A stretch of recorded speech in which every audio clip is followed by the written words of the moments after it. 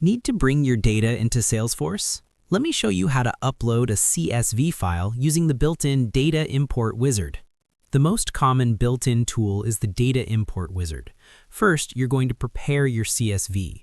You're going to ensure that your CSV headers are clean and that data formats such as dates, numbers, aligns with your Salesforce locale settings. Now from here, you're going to navigate to Setup. You can do so by clicking on the Settings icon right here at the top right corner of your screen. You're just going to select Open Advanced Setup.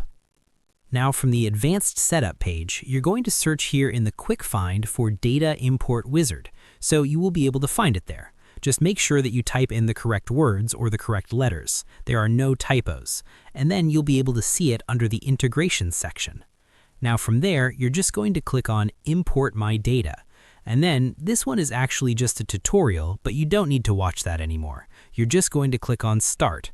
And then from there, you're going to select what you want to import. So for example, we want to import leads. We're going to select Next. And then from there, we're just going to select individuals or whatever applies best to you. And then here you have the I have a CSV file. You're going to click on that and then click on Next. After that, you're just going to upload your files right here. You're going to select the CSV file that you want to import. For this one, I'm going to select this one and then click on Open. After that, you're going to click on Next, and then Salesforce is going to automatically scan your document and then it will import it to this field. Just make sure once again that your headers are clean and that the data format aligns with your Salesforce locale settings. And that's it. That is how you can upload CSV file on Salesforce.